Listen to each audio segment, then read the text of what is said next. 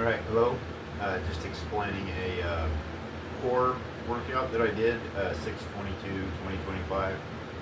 The reason I say core is because I did a like a low back movement in there, so it wasn't just strictly abdominals and obliques. The first movement that I did was a suitcase side bend, so it was strictly oblique exercise. Um, Now, these exercises kind of get a bad rap.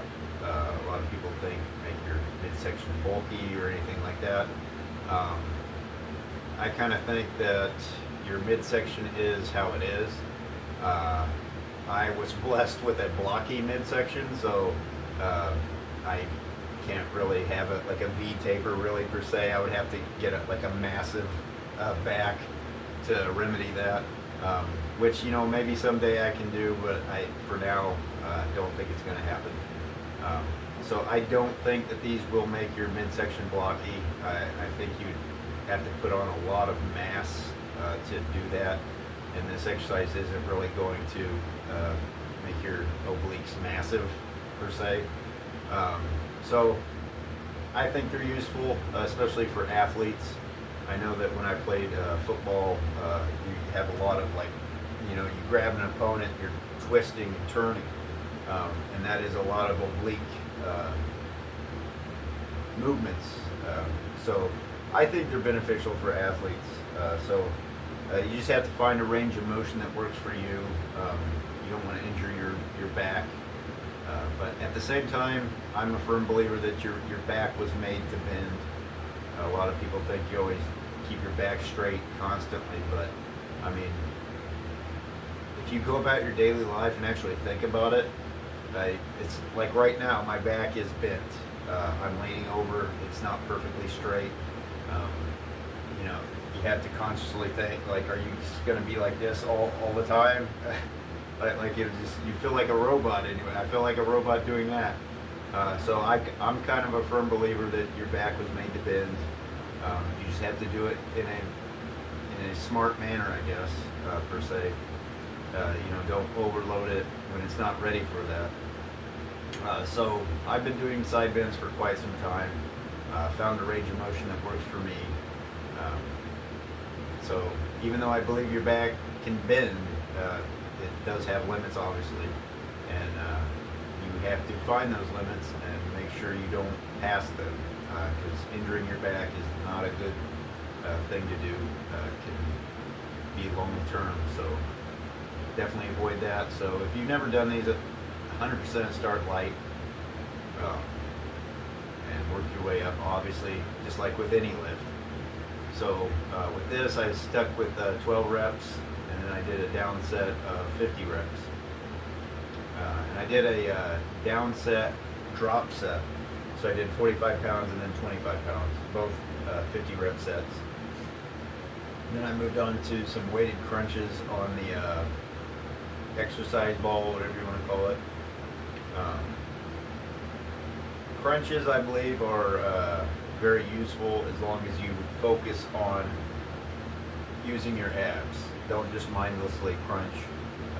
Do really focus on flexing your abs as you're doing them. So I didn't really load the weight up too much on this. Really want to focus on the muscle. So as you should when you're doing these, but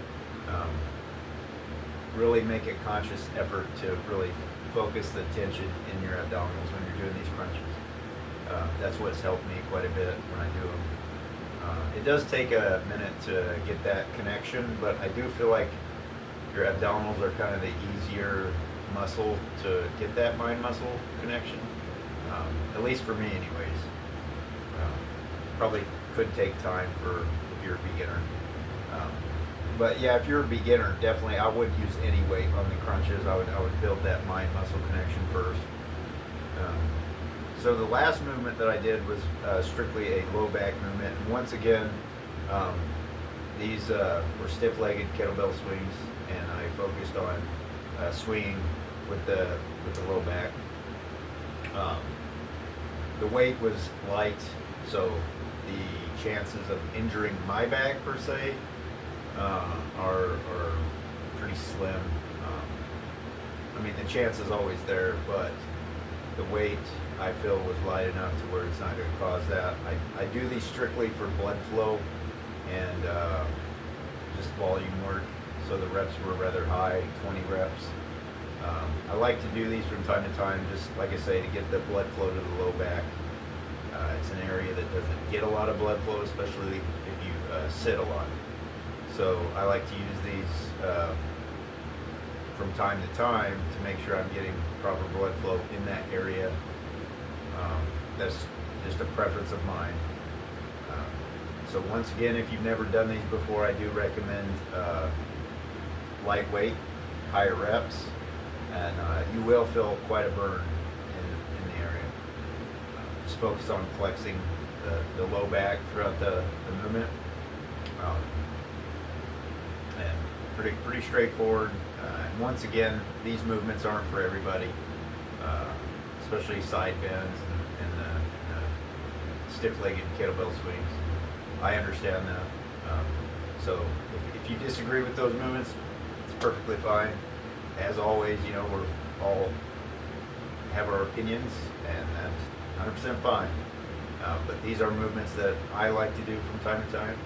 So if you've never done them and it interests you, give them a try. But as I said, stay light and build that foundation first, as with any movement that you do.